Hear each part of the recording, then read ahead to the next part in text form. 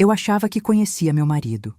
Depois de 42 anos de casamento, eu tinha certeza de que não existiam segredos entre nós.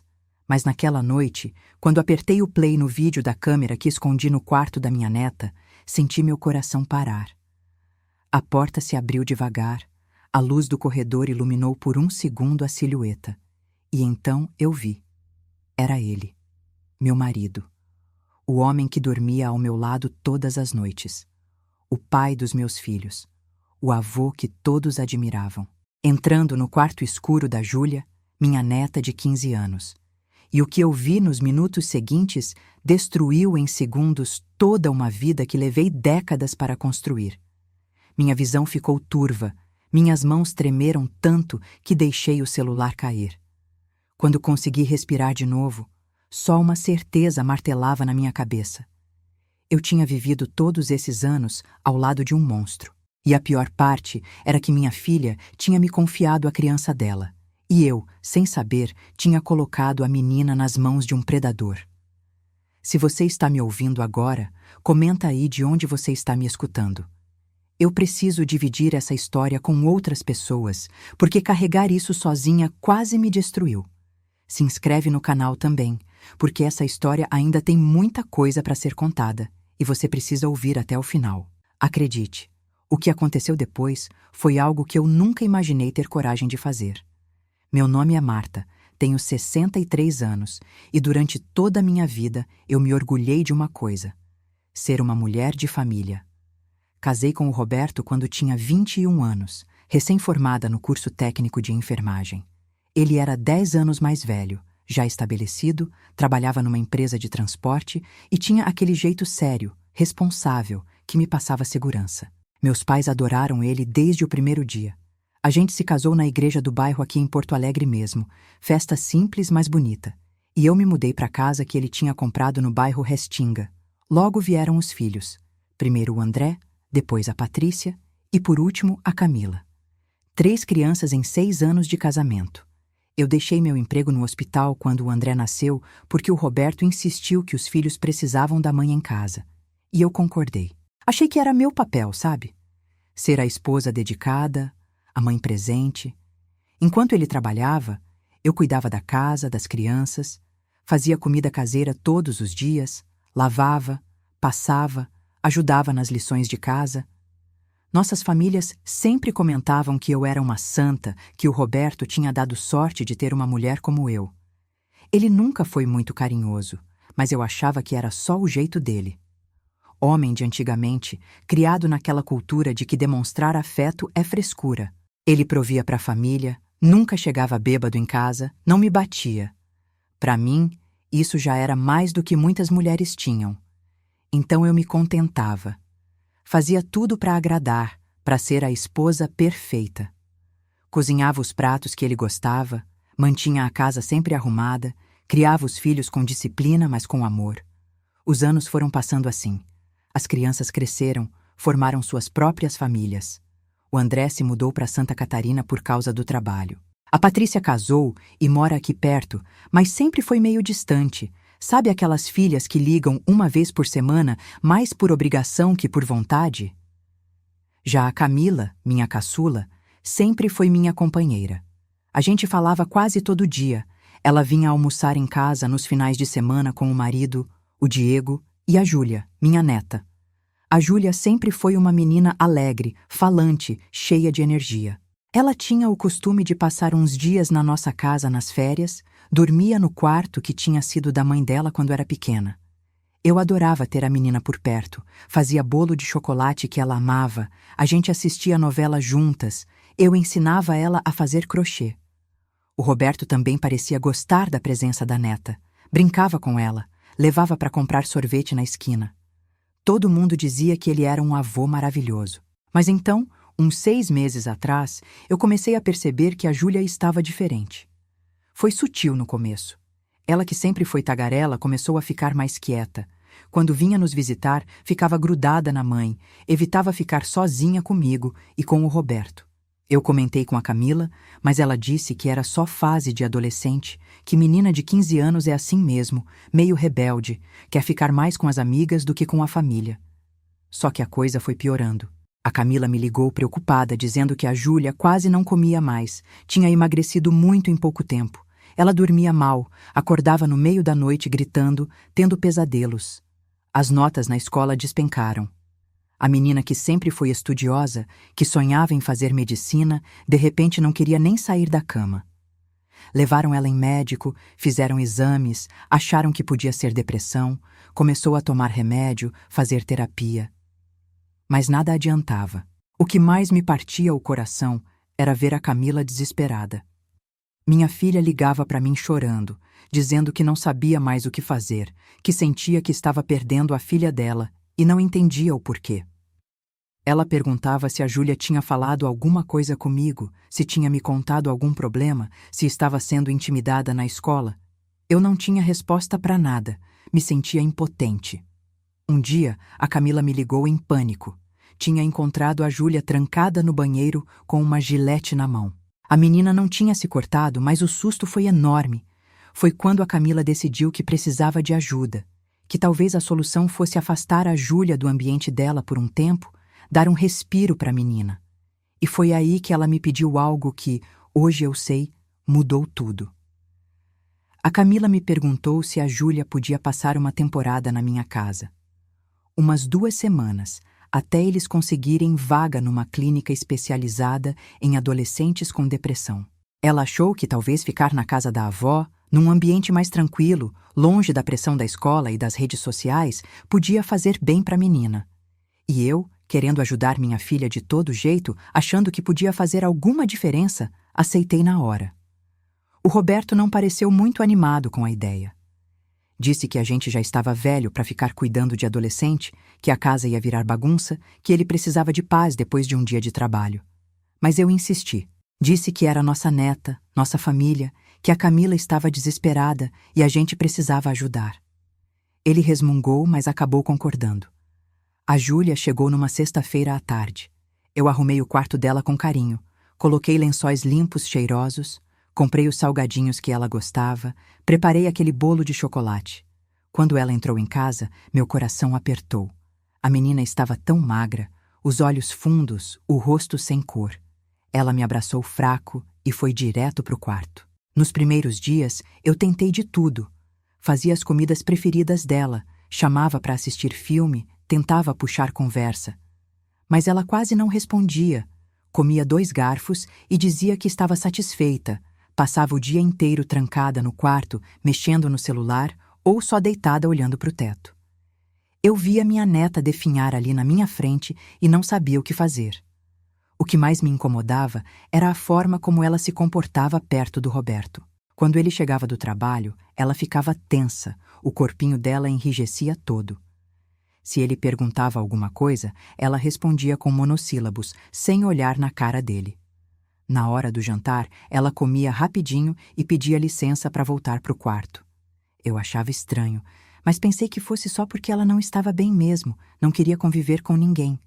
Até que uma noite, eu tinha ido deitar mais cedo porque estava com dor de cabeça. O Roberto ficou assistindo o jornal na sala. Lá pela meia-noite, levantei para ir no banheiro e, ao passar pelo corredor, ouvi um barulho vindo do quarto da Júlia. Parecia choro abafado. Fiquei parada ali, sem saber se devia bater na porta ou deixar para lá. Acabei voltando para o quarto, mas fiquei com aquilo na cabeça. No dia seguinte de manhã, quando fui arrumar o quarto dela para trocar a roupa de cama, notei uma coisa estranha. A cadeira do computador estava encostada na porta, como se fosse uma trava. Perguntei para Júlia por que ela tinha feito aquilo, se estava com medo de alguma coisa. Ela ficou branca, gaguejou qualquer desculpa sobre ter empurrado a cadeira sem querer. Mas eu vi nos olhos dela que era mentira. Foi aí que uma pulga começou a me incomodar atrás da orelha. Aquele tipo de sensação ruim que você tenta ignorar, mas não consegue. Comecei a prestar mais atenção nas coisas. Percebi que a Júlia sempre esperava o Roberto sair de casa para abrir a porta do quarto. Notei que ela nunca mesmo, ficava sozinha numa cômodo com ele. Se eu saía da sala para ir na cozinha e ele estava lá, ela vinha atrás de mim. Eu não queria pensar o que estava pensando. Tentava empurrar aqueles pensamentos para bem longe. Porque admitir aquilo, nem que fosse só para mim mesma, Significava que meu mundo inteiro tinha sido uma mentira. Significava que eu tinha sido cega, burra, ingênua durante todos esses anos. Mas mãe tem um instinto, sabe? Principalmente quando se trata de proteger filhos e netos. E aquele instinto estava gritando dentro de mim que tinha alguma coisa muito errada acontecendo debaixo do meu teto. Só que eu precisava de certeza. Precisava de prova. Porque acusar meu próprio marido de uma coisa dessas, sem ter certeza absoluta, seria destruir minha família inteira. Foi quando eu tive a ideia da câmera. Eu tinha visto numa reportagem na televisão sobre aquelas câmeras pequenas que as pessoas usam para vigiar a casa, para ver se a empregada trata bem das crianças, essas coisas. Num impulso, peguei o ônibus e fui até uma loja de eletrônicos no centro. Disse para o vendedor que queria uma câmera discreta para colocar no quarto porque tinha suspeitado que estavam entrando na casa quando eu não estava. Ele me vendeu uma câmera minúscula que parecia um carregador de celular, com visão noturna e tudo. Esperei o Roberto sair para o trabalho e a Júlia estar no banheiro. Entrei no quarto dela com a câmera e meu coração batendo tão forte que eu achei que ia ter um traque. Coloquei a câmera camuflada na estante, entre uns livros, com o ângulo que filmava a cama.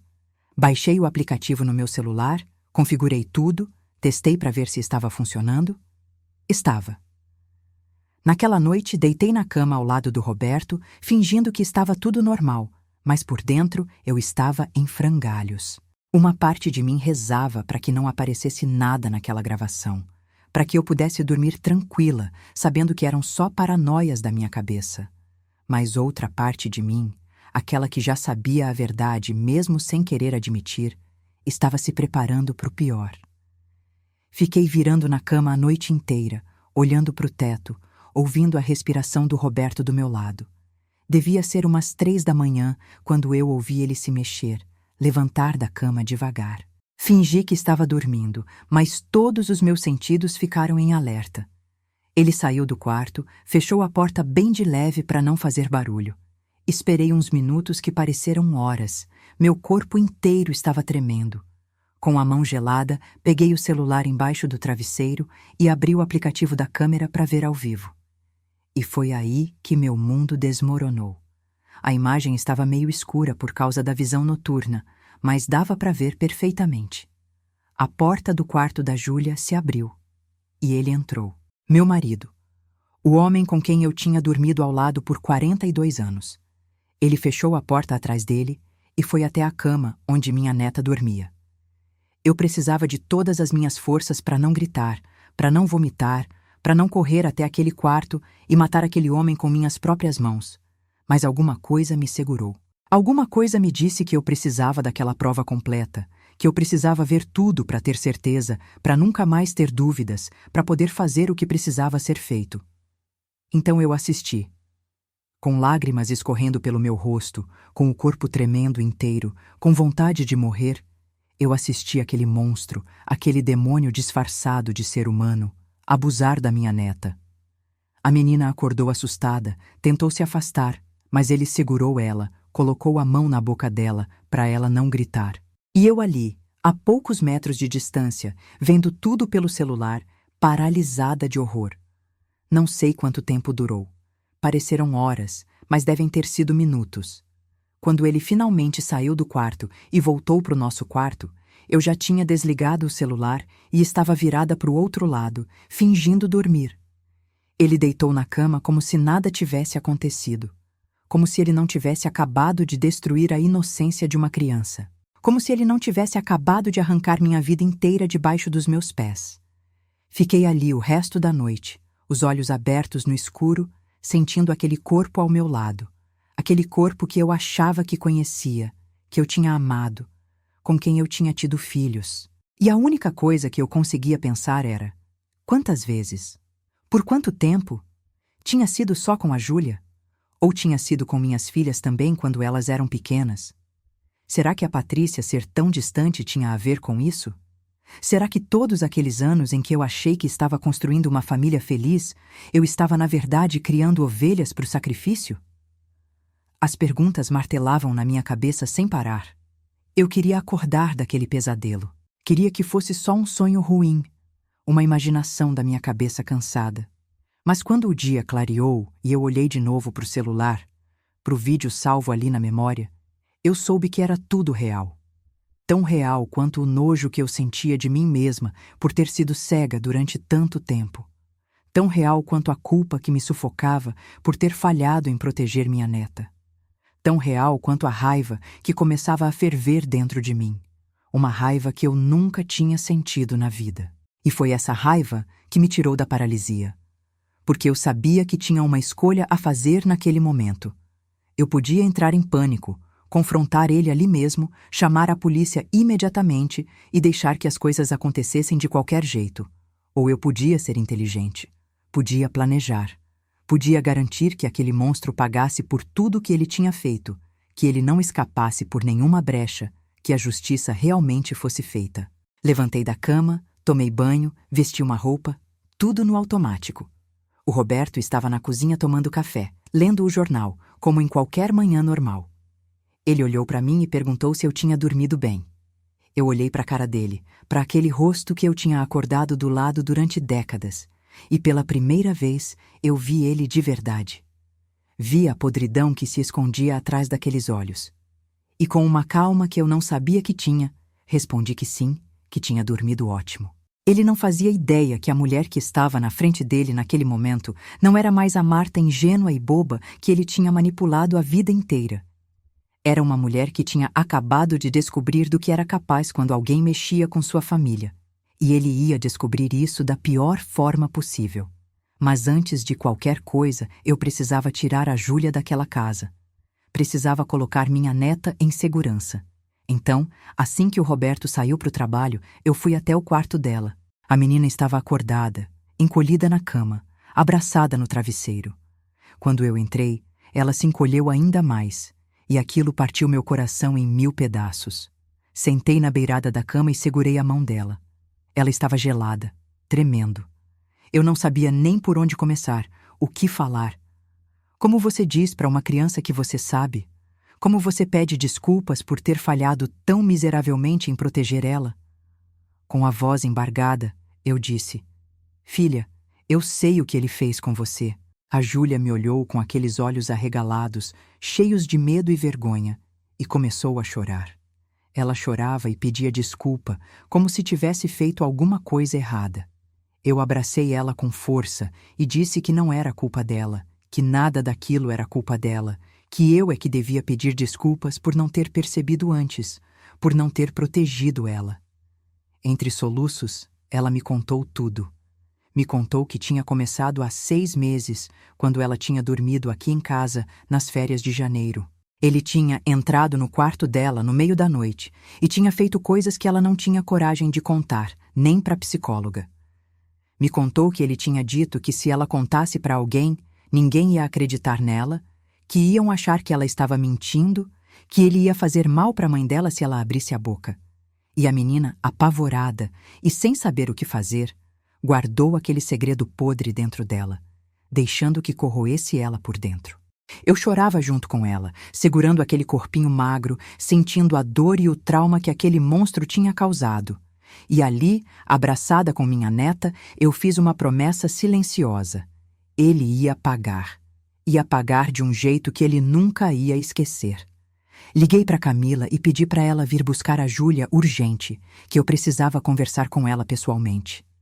Minha filha deve ter percebido o tom da minha voz, porque não fez perguntas, só disse que estava indo. Em meia hora ela estava na minha porta. Levei ela para o quarto, mostrei o vídeo. Eu nunca vou esquecer a expressão no rosto da minha filha quando ela viu.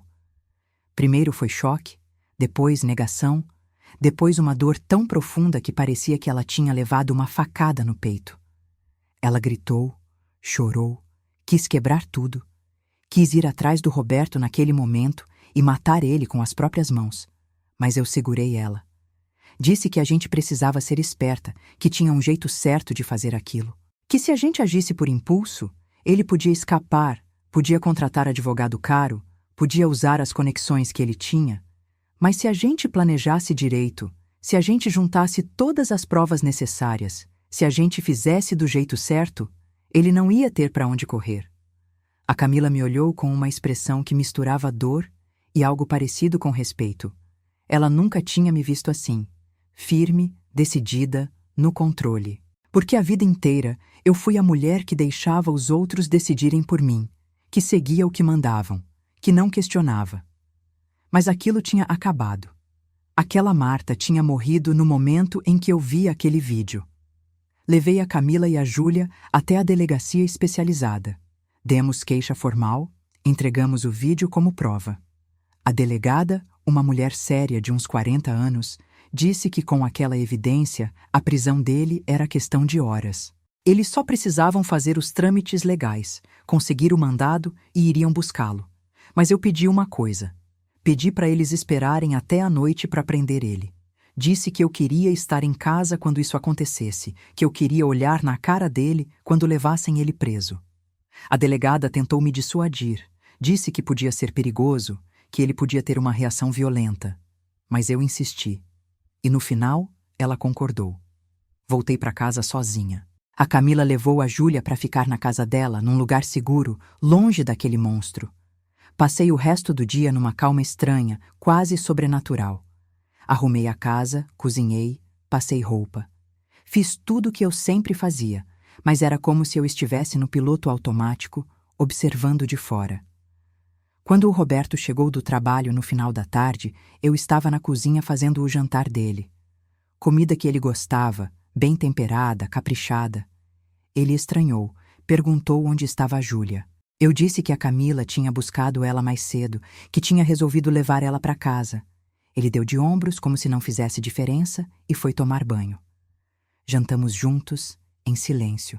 Eu observava ele comer, aquela boca mastigando, aquelas mãos que tinham tocado minha neta de forma imunda. E eu me perguntava como eu tinha dividido a mesa com aquele ser durante tantos anos sem perceber o que ele era. Depois do jantar, ele foi para o sofá assistir televisão, como sempre fazia. Eu lavei a louça, sequei, guardei, tudo com calma. Fui para o quarto, sentei na cama e esperei.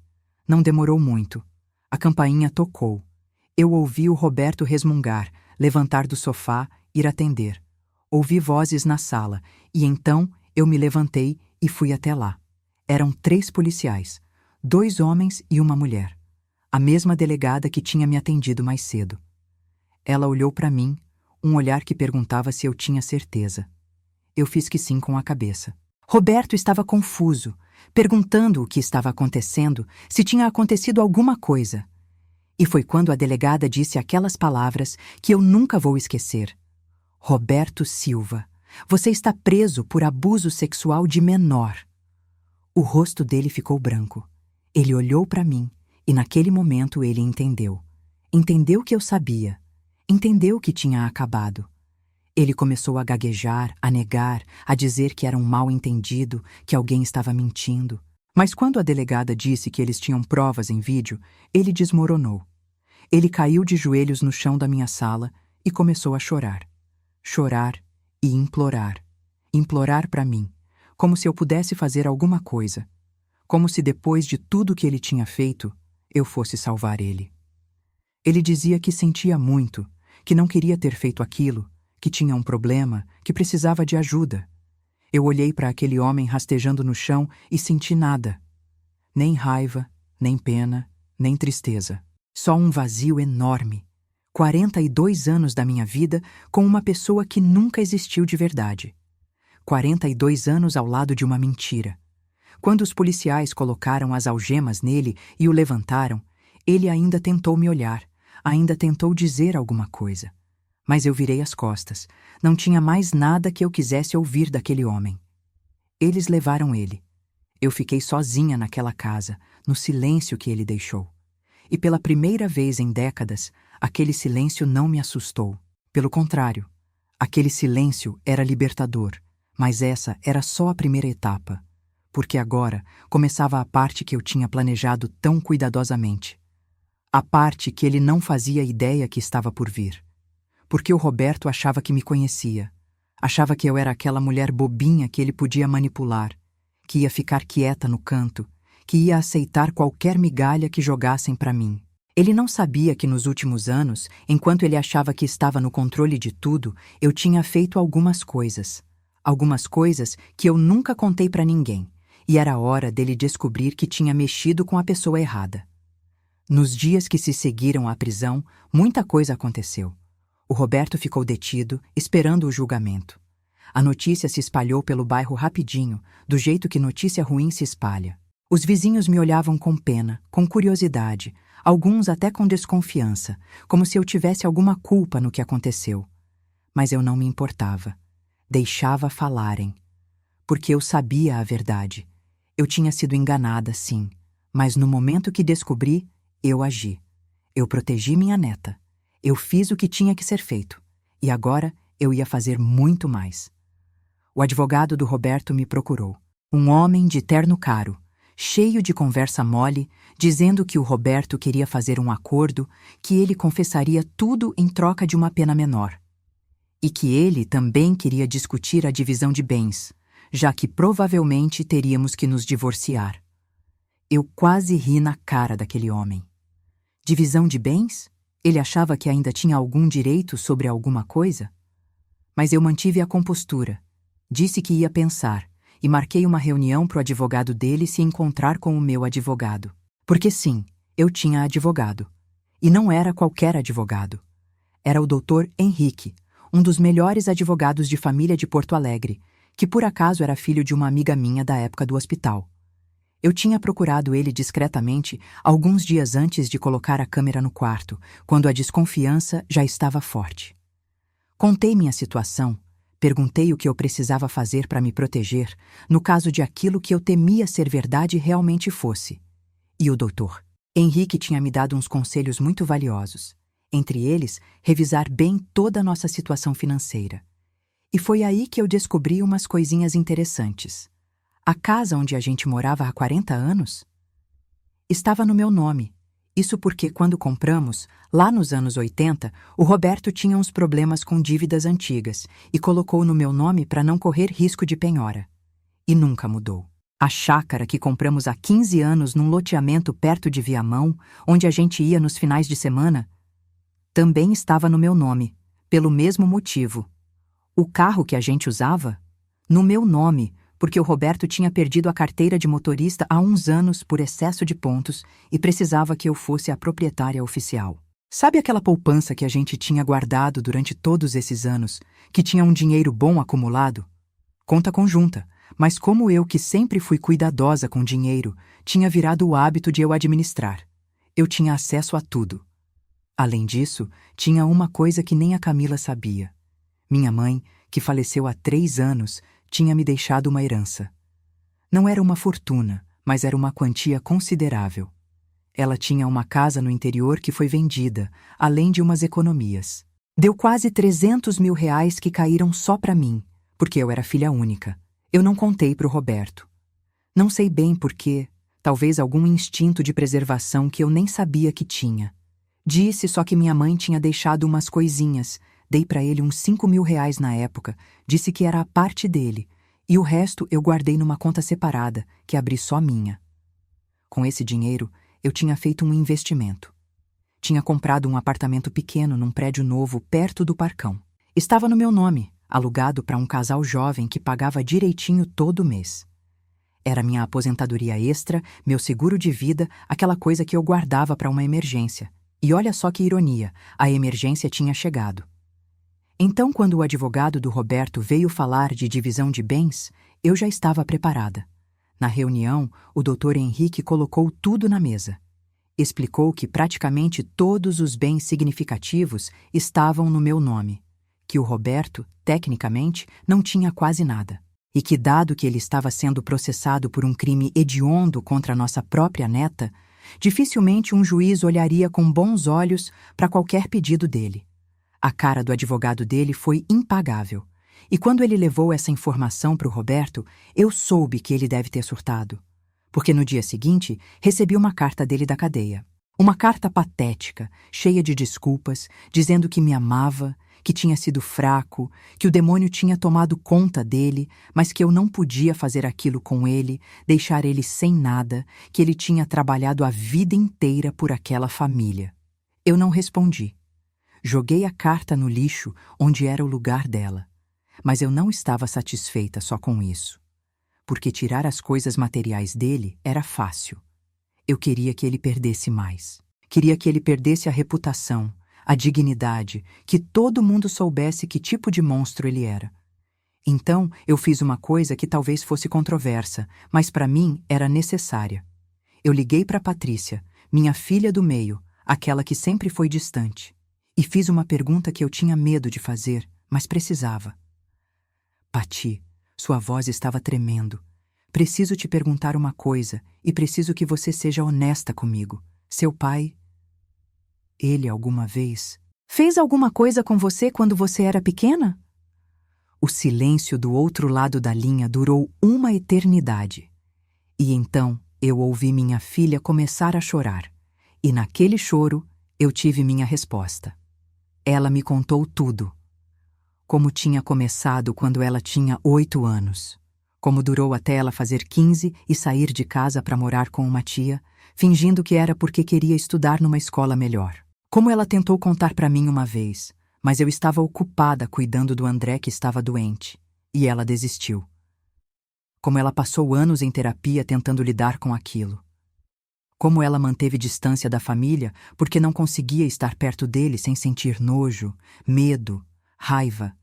E como ela se sentia culpada por não ter protegido as irmãs mais novas. Eu chorei ao telefone com minha filha.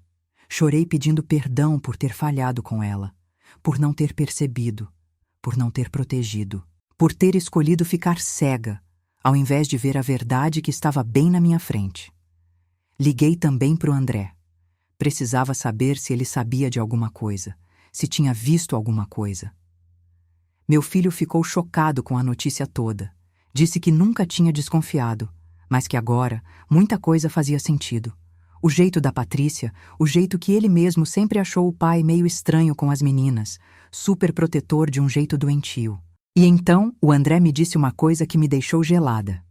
Mãe, lembra da Ana, aquela priminha nossa que morava com a gente uns verões quando a gente era criança? Ela parou de vir de repente e os tios cortaram contato com a gente. Você acha que... Minha cabeça estava explodindo. Quantas crianças aquele monstro tinha destruído enquanto eu, cega e boba, achava que tinha um casamento feliz? Eu procurei a Ana. Levou um tempo, mas consegui o contato dela através de primos distantes. Ela tinha 45 anos agora, morava em São Paulo, era casada, tinha filhos. Quando eu liguei para ela e expliquei por que estava entrando em contato, ela ficou em silêncio por um tempo. Então ela disse: Tia Marta, eu tenho tentado esquecer aqueles verões por 30 anos. E ela confirmou. Tinha acontecido com ela também. E tinha sido tão traumático que os pais dela, quando finalmente ela juntou coragem de contar, decidiram cortar relações com a gente para proteger a filha. Eles nunca me contaram porque acharam que eu ia ficar do lado do marido, que não ia acreditar neles. E eles estavam errados. Mas eu entendi por que pensaram isso. Porque aquela Marta de 30 anos atrás realmente talvez não tivesse acreditado. Talvez tivesse escolhido o marido ao invés da verdade. Mas essa Marta nova, a que tinha nascido naquela noite horrível quando vi o vídeo, essa Marta ia fazer tudo ao seu alcance para garantir que ele pagasse por cada crime, por cada criança que ele destruiu. Reuni provas. Convenci a Patrícia e a Ana a prestarem depoimento. Foi difícil para elas reabrir essas feridas, mas elas concordaram. Disseram que se isso ajudasse a trancar aquele monstro para sempre, valia a pena. O processo foi ganhando força. O promotor que pegou o caso era um homem comprometido, pai de 3 filhas, que ficou pessoalmente investido em ver justiça sendo feita. Com os depoimentos, com o vídeo, com todas as provas, ele disse que ia pedir a pena máxima. Mas enquanto isso, eu precisava reconstruir minha vida. Porque não era só sobre punir ele. Era sobre eu e minha família nos recuperarmos, nos curarmos, seguirmos em frente.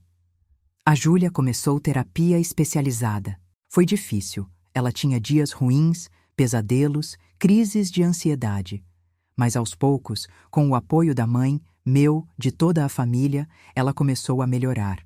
Voltou para a escola, começou a comer melhor, a sorrir de vez em quando.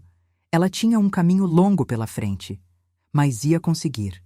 Porque ela era forte e porque agora ela tinha uma rede de apoio que não ia deixar ela cair.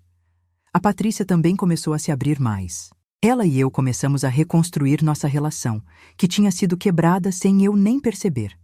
A gente conversava quase todo dia, ela me contava coisas da vida dela, dos netos que eu quase não conhecia porque ela mantinha distância. E aos poucos, a gente foi se aproximando de novo. Quanto a mim, eu tive que fazer um trabalho duro de olhar para dentro e aceitar algumas verdades dolorosas. Aceitar que eu tinha passado a maior parte da minha vida adulta num relacionamento baseado em mentiras. Aceitar que eu tinha sido cúmplice involuntária, sim, mas cúmplice ainda assim, do sofrimento das minhas filhas por não ter prestado atenção, por não ter questionado, por ter escolhido acreditar na fantasia ao invés de ver a realidade. Comecei terapia também. A terapeuta, uma senhora gentil chamada Doutora Beatriz, me ajudou a entender que carregar culpa não ia mudar o passado, mas que eu podia escolher o que fazer daqui para frente. Que eu podia escolher ser a mulher forte que protege sua família, que não tem medo de fazer o que é certo mesmo quando é difícil. E foi o que eu fiz. O julgamento aconteceu 6 meses depois da prisão. Eu estava lá, na primeira fila, a Camila do meu lado, segurando minha mão. A Patrícia do outro lado. O André tinha vindo de Santa Catarina especialmente para isso. A gente estava unido, uma família que tinha sido quebrada, mas estava se reconstruindo, mais forte do que antes. Quando o Roberto entrou na sala, escoltado, de uniforme laranja da prisão, ele olhou para mim. E eu olhei de volta. Sem medo, sem pena, sem nada.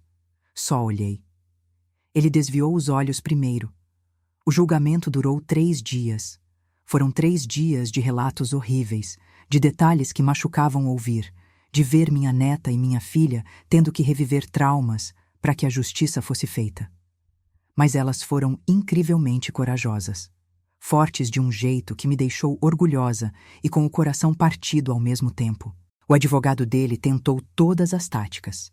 Tentou dizer que eram memórias falsas, que as mulheres estavam inventando, que a Júlia tinha seduzido ele. Essa última me fez levantar da cadeira, pronta para pular nele, mas o doutor Henrique me segurou. O juiz repreendeu o advogado, disse que aquilo era absurdo, que a menina era uma criança e vítima. No final, com todas as provas, todos os depoimentos, não tinha como negar. O júri deliberou por menos de 2 horas, culpado em todas as acusações. A sentença foi lida 3 dias depois. Pelo abuso da Júlia, pelo abuso da Patrícia, pelo abuso da Ana, mais as circunstâncias agravantes de ser figura de confiança e família das vítimas. 35 anos de prisão. 35 anos. Ele tinha 63. Ia morrer na cadeia. E não ia ter nenhum privilégio, nenhuma redução de pena fácil, porque crime contra a criança, até preso odeia. Quando o juiz bateu o martelo, eu soltei o ar que nem sabia que estava segurando. Olhei para o Roberto, que tinha desmoronado na cadeira, chorando. E eu não senti nada, nem satisfação, nem vingança cumprida. Só um capítulo finalmente fechado. Saímos do tribunal todos juntos. Tinha imprensa lá fora, porque o caso tinha ganhado mídia, virado notícia. Eles queriam me entrevistar, saber o que eu sentia, se eu tinha algo a declarar. Eu parei, olhei para as câmeras e disse só uma coisa. Para todas as mulheres que estão passando por algo parecido, que desconfiam de algo, mas têm medo de encarar a verdade, não fiquem em silêncio. Não protejam monstros, protejam as crianças, protejam vocês mesmas. Nunca é tarde para fazer a coisa certa. E então, a gente foi embora.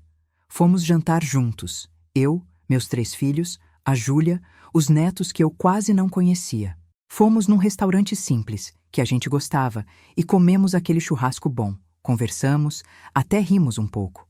Porque a gente ainda estava vivo, ainda estava junto, e agora, finalmente, estava seguro. Nos meses que se seguiram, eu comecei a realmente reconstruir minha vida. Primeiro, finalizei o divórcio. Foi rápido, sem contestação da parte dele. Eu fiquei com tudo: a casa, a chácara, o carro, as economias. Ele não tentou brigar. Acho que sabia que não tinha perna para isso. Vendi a casa. Não conseguia mais morar ali, naquele lugar cheio de memórias podres. Cada cômodo me lembrava de algo. O quarto onde ele dormia ao meu lado fingindo ser gente decente. O quarto onde minha neta foi abusada. A sala onde ele foi preso. Não dava mais. Comprei um apartamento menor, mais moderno, num bairro legal, perto da Camila. 2 quartos, uma varanda gostosa com vista para o parque. Decorei do jeito que eu queria, com cores claras, plantas, coisas que me faziam feliz. Pela primeira vez na vida, eu tinha um espaço que era só meu, que refletia quem eu era, não quem alguém esperava que eu fosse. A chácara eu mantive, mas reformei ela inteira.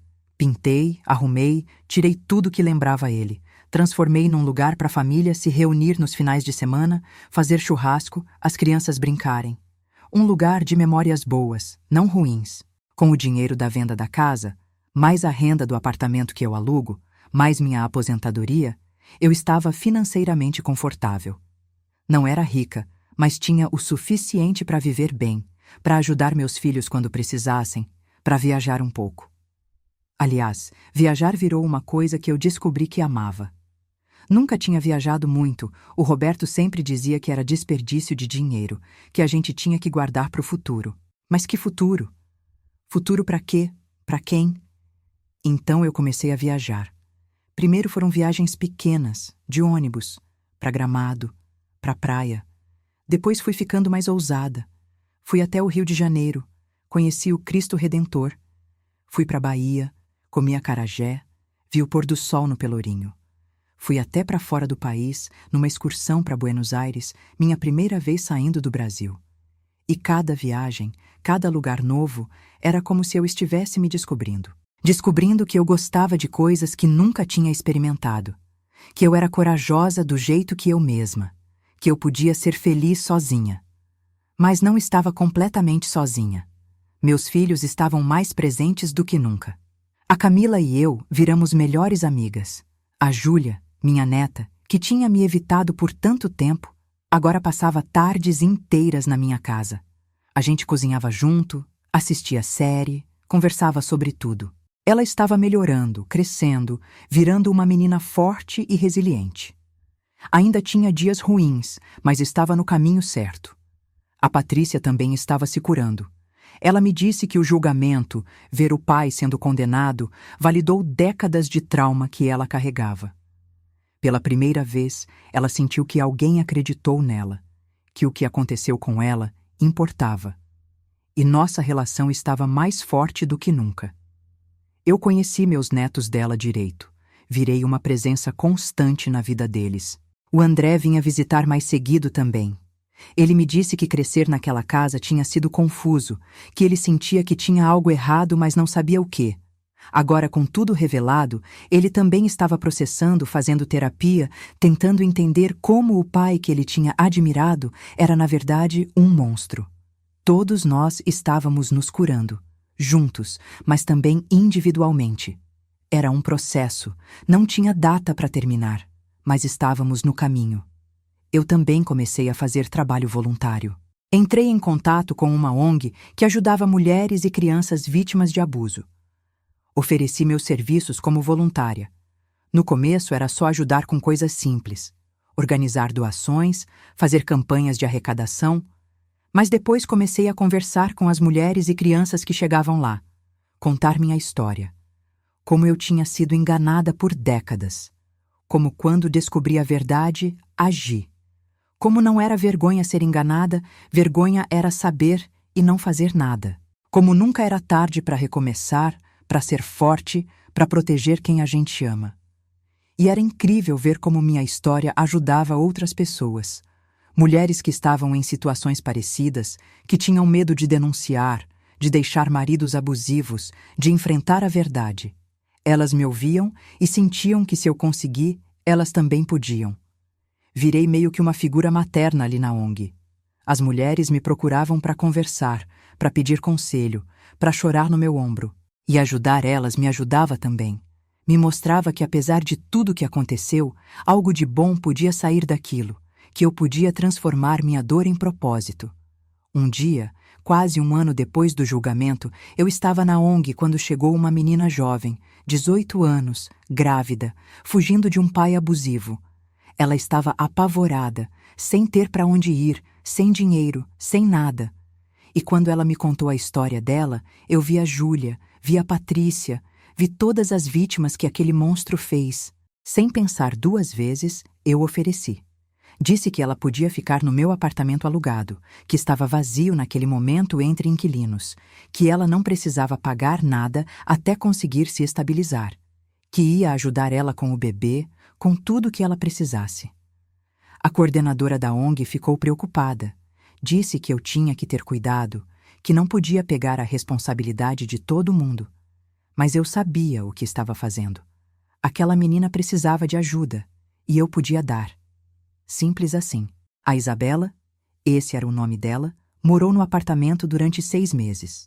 Nesse tempo, eu ajudei ela a terminar o ensino médio, fazer o Enem, conseguir uma vaga numa faculdade de pedagogia. Quando o bebê nasceu, um menino lindo que ela chamou de Gabriel, eu estava lá no hospital. Virei a avó postiça daquela criança. Hoje, a Isabela mora sozinha num apartamento próprio, trabalha meio período enquanto estuda e está criando o filho dela com dignidade e amor. E a gente ainda se fala quase todo dia. Ela me chama de vó Marta, e o Gabriel é meu neto de coração. Essa foi a primeira de muitas. Nos últimos 2 anos, eu já ajudei 7 mulheres em situações parecidas. Umas ficaram no apartamento, outras eu ajudei de outras formas. Dinheiro para advogado, abrigo temporário, ajuda com as crianças, o que estivesse ao meu alcance. Meus filhos ficaram orgulhosos. Disseram que eu tinha transformado a maior tragédia da nossa família em força para ajudar outras pessoas, que eu era inspiração para eles. E eu, que passei a vida inteira achando que não era nada além de dona de casa, me descobri sendo mais do que jamais imaginei. Fiz 65 anos mês passado. Meus filhos fizeram uma festa surpresa para mim na chácara. Tinha mais de 50 pessoas, família, amigos, as mulheres da ONG, as meninas que eu ajudei. Tinha comida boa, música, risada, amor. E no meio daquela festa, olhando em volta para todas aquelas pessoas que eu amava e que me amavam de volta, eu pensei, eu consegui. Consegui sobreviver à traição. Consegui proteger minha família. Consegui reconstruir minha vida. Consegui transformar dor em propósito. Aos 65 anos, eu estava vivendo minha melhor vida. Uma vida que eu construí com minhas próprias mãos, nas minhas próprias condições. O Roberto ainda está preso. Vai ficar por muitos anos ainda. Às vezes ele tenta me mandar cartas, mas eu nem abro. Devolvo para o remetente. Ele não faz mais parte da minha vida. Da nossa vida. Ele é passado, página virada, capítulo encerrado.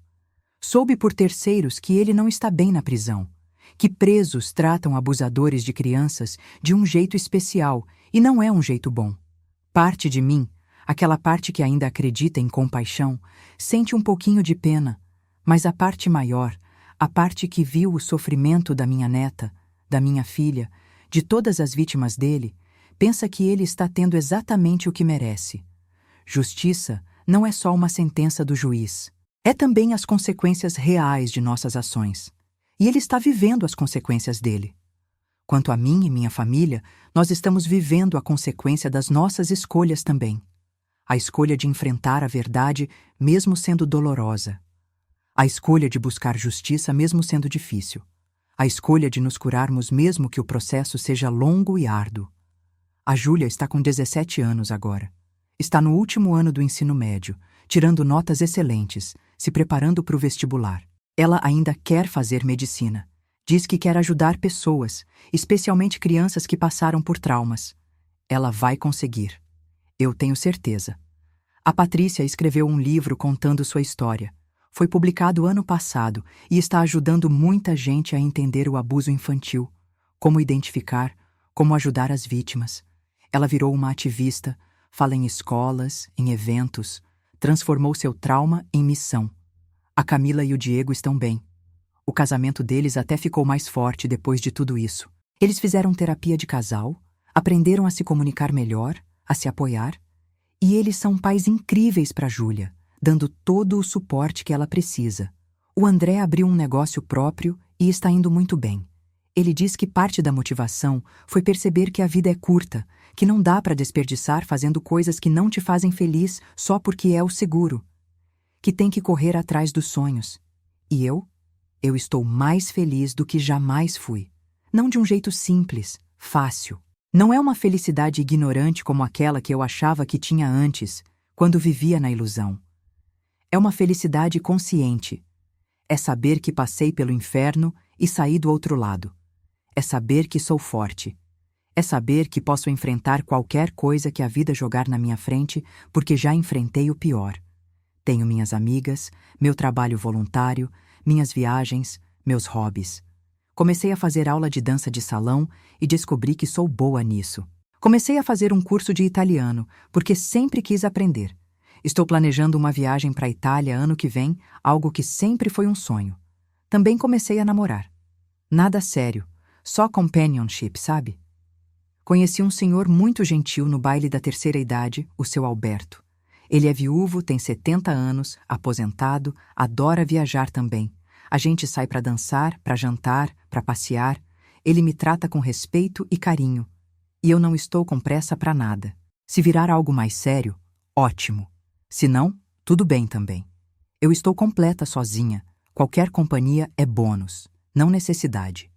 Minha vida hoje é tão diferente da vida que eu tinha 3 anos atrás que às vezes parece que estou falando de outra pessoa. Porque, de certa forma, estou. A Marta de 3 anos atrás morreu naquela noite quando vi o vídeo. E nasceu uma Marta nova. Mais forte, mais sábia, mais corajosa. Se eu pudesse voltar no tempo, mudaria muita coisa.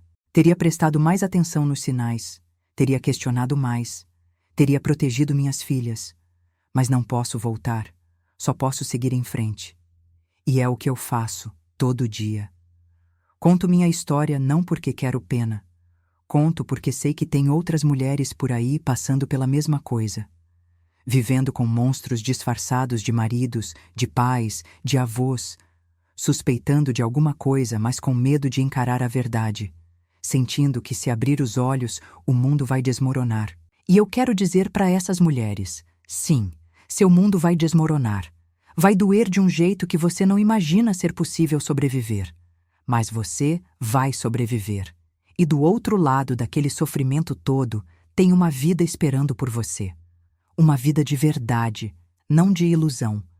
Uma vida onde você é forte, onde você protege quem precisa ser protegido, onde você não aceita menos do que merece. Não é fácil, nunca disse que seria, mas vale a pena. Cada lágrima, cada noite sem dormir, cada momento de dor vale a pena quando você olha em volta e vê sua família curada, segura, feliz de verdade. Então eu pergunto para você que está me ouvindo. O que você faria se estivesse no meu lugar? Se descobrisse que a pessoa que você confia estava machucando quem você ama? Você teria coragem de encarar a verdade? De fazer o que precisa ser feito, mesmo sendo a coisa mais difícil da sua vida? Eu espero que sim. Espero que minha história te dê essa coragem se você precisar.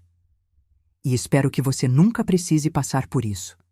Mas se passar, saiba que você não está sozinha. Tem mulheres como eu, como minhas filhas, como as meninas que eu ajudo na ONG, que entendemos, que estamos aqui, que sobrevivemos e você também vai sobreviver. Comenta aí embaixo se você já passou por alguma situação parecida ou se conhece alguém que passou. Às vezes, só de saber que não estamos sozinhas já ajuda. E se essa história tocou você de alguma forma, compartilha, porque talvez tenha alguém na sua vida que precisa ouvir isso hoje. Obrigada por me ouvir. Obrigada por me dar esse espaço para contar minha história. E lembra, nunca é tarde para recomeçar. Nunca é tarde para ser forte. Nunca é tarde para escolher a verdade ao invés da ilusão, mesmo que a verdade doa. Porque a dor passa. E o que fica é a dignidade de saber que você fez a coisa certa.